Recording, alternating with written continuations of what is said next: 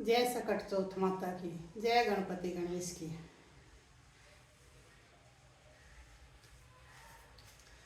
तो आज मैं सकट चौथ की कथा सुनाऊंगी।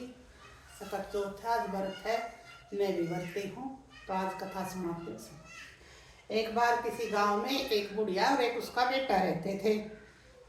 और बेटा अपना खेत में गाय भैंस चराने जाता और बुढ़िया माँ अपने घर के काम काज किया करती थी। तो एक दिन बेटा तो भैंस चराने चला गया। माँ ने उसको अपना दे दी रोटी बांध के। सुबह रोज अपना बासी रोटी दे देती, वहां पे भैंस चराता, खा लेता। दिन में रोटी बनती उन्हें आके खा लेता। तो बुढ़िया ने रोटी बना के दे दी और वो उस दिन सकट चौथ का व्रती थी। अब सकट चौथ के व्रत में बुढ़िया नहाई धोई तैयार हुई, बेचारी पूजा पाठ करी और उसने पूड़े बनाए थे। अब बुढ़िया ने पूड़े बनाए तो पड़ोस की एक औरत बोली उसके बेटे ते, अब देख तू तो तेरी माँ बासी रोटी देवे और आप घर पे तिल के लड्डू बना रखे हैं और पूड़े बना के खावे है। वो बोला मेरी माँ तो मेरे से इतना प्यार करे है, मेरी माँ तो ऐसा करे ही ना। आपको यकीन ना हो तो जाके देख ले। और उस पड़ोसन ने वो बुढ़िया का बेटा बहका दिया। तो अब बुढ़िया का बेटा बोला चल ठीक है मैं जाके देखूंगा। बोली जा देख ले जाके। अब वो आया तो बुढ़िया तो बरती थी बेचारी, सुबह से भूखी थी। तिल के लड्डू बना रखे अपने और अपने बेटे के लिए और पूड़े तरण लाग रही। तो बस बुढ़िया का बेटा तो आ गया उसके बहकावे में, आके बोला कि मैं तो तेरे ते इतना प्यार करूँ हूँ और मेरे पे तू गाय भैंस चरवावे, सारा घर का काम करवावे और मैंने तो बासी रोटी दे रहा, तू पूड़े बना बना के खावे। बोली बेटा मैं व्रती हूँ तेरे नाम का, तेरी लंबी उम्र का व्रत करा है और ये पूड़े हम दोनों माँ बेटा खावेंगे, मैं सुबह से भूखी। बोला ना तू तो रोज पूड़े बना के खावे है, मेरे तक पड़ोसन ने बताया तू रोज पूड़े बना के खावे। बोली बेटा मैं रोज पूड़े बना के ना खाती और मैंने ताजे बनाए हैं, अकना मैं तो घर छोड़ के जाऊंगा। तो बुढ़िया का बेटा घर छोड़ के जाने लग गया। तो बुढ़िया बोली अब तो ले बेटा ये तिल और गुड़ ले जा और जित भी तने भीड़ पड़े तो उस पे यूं इसका चौक पूर दिए तो तेरी तने रास्ता मिल जाएगा हर जगह पे जहाँ भी तने भीड़ पड़ेगी। तो बोला ठीक है। और वो अपना पल्ले में बांध के उसमें तिल गुड़ के लड्डू में और वो चला गया। अब वो गया चलता गया। जंगल में से जाना होता था, पैदल जाते, कहीं को गाड़ी ये तो होती नहीं थी। चला गया जंगल में से निकला, वहां पे उसने एक शेर दिखाई दिया जंगल में। शेर दहाड़ता हुए बेटा डर गया कि भैया तो आगे तो इतना खावेगा। फिर उसने अपनी माँ की याद आई, तेरी माँ ने तेरे तिल के लड्डू दिए थे, ला मेरी माँ में कितनी सच्चाई है वो भी देख लूंगा। तो उसने क्या करा, वो शेर के आगे तिल के ऐसे वो पूर दिया और बोला कि जब मेरी माँ ने सच्चे व्रत करे हैं तो ये शेर मैंने ना खाए, यहाँ से चला जाओ। अब शेर मुँह फेर के और वहां से चला गया, वो आगे चला गया। अब आगे गया तो पहले जंगल पार करके आया, आगे आया तो नदी में बहती बहुत भारी। अब वो नदी पार कैसे करे, उसने दूसरे पार जाना था। फिर वो खड़ा होकर सोचता रहा। फिर उसने अपनी माँ की याद आई कि मेरी माँ ने कही थी कि जहाँ भी भीड़ पड़ेगी तो तू ये गुड़ तिल का चौक पूर दियो। उसने फिर अपनी माँ को याद किया और भगवान से कही कि अगर मेरी माँ ने सच्चे व्रत करे हैं तो ये नदी मेरे को रास्ता दे दे। और उसने नदी में तिल और गुड़ का वो डाल दिया। तो जैसे तिल और गुड़ का वो डालता गया उसने नदी रास्ता देती गई, नदी वहां से सूख गई। अब वो वहां से भी निकल गया। फिर वो आगे गया, एक रास्ते में बहुत बड़ा सांप और फण ताने खड़े उसके सामने।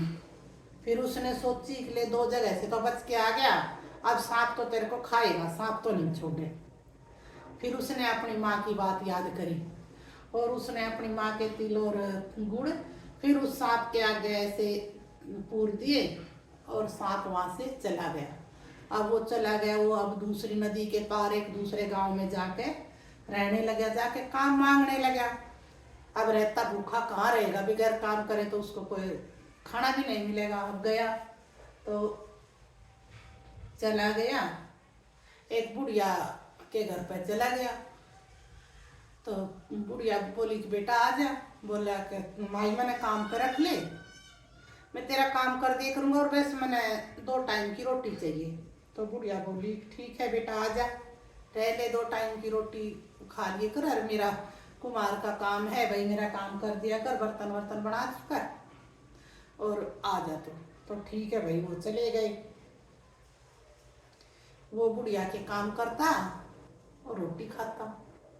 अब उस गांव में जब एक आवा लगे करता, बर्तन पकते आवा लगता, तो वहां पे एक नियम बना रखा था राजा ने, जब भी नया आवा पकेगा तो उसमें एक आदमी आएगा किसी के घर से, तो सबके नंबर लगते थे।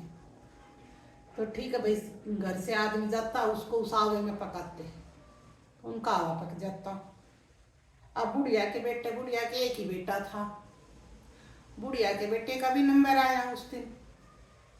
बुढ़िया बैठी बैठी रोटी बनावे रोवे, वो लड़का आया, बोला बुढ़िया माँ क्यों रो रही है? बोली बेटा बस ऐसे ही। ना माँ बता तू क्यों रो रही है? बोली कि बेटा आज राजा का हुक्म आया है, आज मेरे बेटे नावे में बैठना है। बोला क्यों? ये राजा का हुक्म है कि जब भी आवा पकेगा, नया आवा डलेगा, तो एक आदमी किसी के घर से आएगा, आज मेरे बेटे का नंबर है। तो बोला बुढ़िया माँ तू रोवे मत, जब आवे बुलाना आवे ना तो तू मैंने कह तेरे बेटे की जगह मैं चला जाऊंगा। वह बोली कि बेटा तू क्यों चला जाएगा, तू भी किसी का बेटा है। बोला ना माँ मेरे कुछ ना हुआ, मेरे ऊपर मेरी माँ का आशीर्वाद है, और तू जब आवे कोई बुलाने तो तू मेरे को उठा देना। अब बुढ़िया ने सोची अब होगा किसी का बेटा, उसके भी मन में थोड़ा सा लालच आ गया कि तेरा एक बेटा है, चल तेरा बेटा बच जाएगा। अब आए वो बेटा, वो सो गया। बोला तब तक मैं सो लूं। बोली ठीक है। अब वो सो गया, आए राजा के सैनिक बुलाने। अब बुढ़िया भेज अपने बेटे ने। अब बुढ़िया सोचे कि भाई ये सोने लग रहा है, दूसरे के बेटे ने कैसे जगाऊं, कैसे मरने के लिए भेजूं। और बुढ़िया जगावे ना उस बेटे ने। बुढ़िया वहां पे खुड़का करती घूमे, कदे प्लेट गिर दे, कदे कप गिर दे, उसने आवाज कर करके उठाने की कोशिश करे बुढ़िया। अब वो बेटा उठ गया, बुढ़िया का बेटा उठ गया। बोला माँ जी के बात है? बोली बेटा राजा के सैनिक आए हैं बुलाने और आवे में जाना है। बोला कोई बात ना बुढ़िया मत चिंता मत करे। उसने बुढ़िया के पाया हाथ लगाया, उस बुढ़िया का भी आशीर्वाद लिया और अपने तिल और गुड़ लेके और चला गया। तो वहाँ जैसे आवे में बैठने लगा, उसने अपने चारों साइड ऐसे घेरा बना दिया और वो तिल गुड़ डाल के उसके अंदर बैठ गया। तो भगवान का आशीर्वाद उस पे। अब पहले तो महीनों में आवा पकता, बर्तन पकते थे। अब वो 3 दिन में ही आवा पक गया। अब आवा पक गया तो अंदर से आवाज आने लगी कि बर्तन पक गए हैं, मैंने निकाल लो, बर्तन पक गए मैंने निकाल लो। अब जो वहां पे पहरेदार थे, राजा के सैनिक थे, सब डर गए। अब इसमें तो भूत की आवाज आवे है। बोले महाराज ऐसे ऐसे आवे में से तो आवाज आने लग रही है। बोला खोलो आवे ने। अब जब आवे ने खोलने लगे, वो उसमें भाले कस्सी वगैरह मारे, तो वो अंदर तक है। बोला धीरे भाई मेरे लाग जाएगी, धीरे मेरे लाग जाएगी। तो सारे डर गए। धीरे धीरे वो खोला, खोल कर देखा तो बुढ़िया का बेटा तो उसमें जिंदा बैठा और बर्तन सारे पक गए यार। अब राजा बोला भाई ये चमत्कार कैसे हुआ? तो उसके बेटे ने बताया कि मेरी माँ तो सकट चौथ के व्रत करे करती, और मैं एक पड़ोसन ने बहका दिया और मैंने अपनी माँ पे ऐसे शक करके और अपनी माँ से मैं उल्टी सीधी बात कह के घर छोड़ कर निकला गया। जब मैं घर छोड़ कर निकला तो मेरी माँ ने यूँ कही थी कि बेटा ये मेरे व्रत के सत के तिल हैं, और जहाँ भी तने भीड़ पड़े तो वहाँ पे इसको पूर दियो, तेरे सारे संकट दूर हो जाएंगे, तेरे सारे काम पूरे हो जाएंगे। तो बस वो ही है, वो कुछ ना है मेरे पास। अब वो फिर बुढ़िया के रहने लगे। अब वो बुढ़िया के काम करने, राजा ने अपने दरबार में उसको रख लिया काम के लिए। अब उसको दरबार में काम के रख लिया। तो लड़का सुंदर था।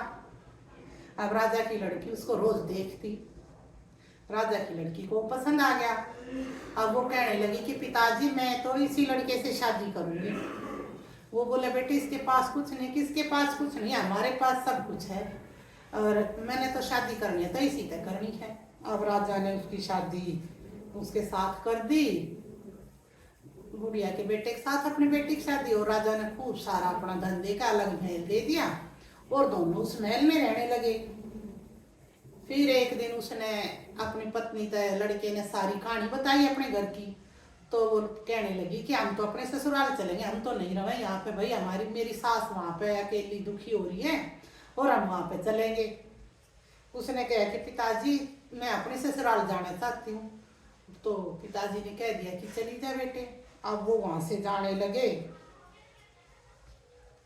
तो उस राजा ने उनको बहुत सारा धन, हाथी घोड़े हीरे जवाहरात इतना सारा धन दौलत देके और खूब सारे सैनिक, और वो वहाँ से उनको विदा कर दिया। अब वो सारे आए तो जैसे दूर से आने लग रहे थे तो सबने देखा कि भाई बुढ़िया का बेटा तो बहू लेकर आने लग रहा है, और इतने सारे धन दौलत से ना साथ है उसके। फिर एक पड़ोसन भागी गई, अके बुढ़िया तेरा बेटा तो भाई बहुत बड़ा राजा बन के आने लग रहा है और बहू ले रहा है साथ में, और खूब सारे सामान हाथी घोड़े सैनिक हैं।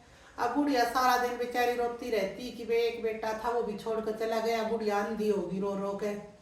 बुढ़िया बोली भाई मेरे साथ क्यों मजाक कर रही हो तुम, पहले तो तुमने उसके साथ छल करके और वो घर से निकलवा दिया, अब मेरे साथ मजाक कर रही हो। बोली कि ना मजाक ना करे, तेरा बेटा आवे। तो बुढ़िया माँ बोली ठीक है, अगर मेरा बेटा आवे है तो मेरा बेटा है तो मैं यहीं पे बैठी हूँ और मेरा बेटा है और मैं सच की हूँ, तो मेरे दूध की धार मेरे बेटे के मुंह में जाएगी। तो बुढ़िया माँ अपना भगवान का नाम लेके तिल गुड़ हाथ में लेके और गणेश भगवान ने याद करके बैठ गई। आया बुढ़िया का बेटा, माँ मैं तेरा बेटा। बोली बेटा मैंने तो दिखता भी ना, मैं कैसे पहचानूं तू मेरा बेटा है। तो बोली बेटा दूर खड़ा हो जा। वो दूर खड़ा हो गया, और बुढ़िया माँ जैसे ही अपने भगवान का नाम लेकर गणेश भगवान का नाम लेकर बैठी तो बुढ़िया के दूध की धार उसके मुंह में गई। तो बोली माँ माँ अब तो यकीन हो गया कि मैं तेरा बेटा हूँ। हाँ बेटा अब यकीन हो गया। तो जैसे सबके व्रत बुढ़िया ने करे और जैसे अपने बेटे की रक्षा करी, हे गणेश भगवान हे सकट चौथ माता, जैसे बुढ़िया के बेटे की रक्षा करी ऐसे सबके बेटों की रक्षा करना, सबके घर में सुख शांति बनाए रखना और सबकी मनोकामनाएं पूर्ण करना। जय सकट चौथ माता की जय, गणेश भगवान की बोलो, साचे दरबार की जय।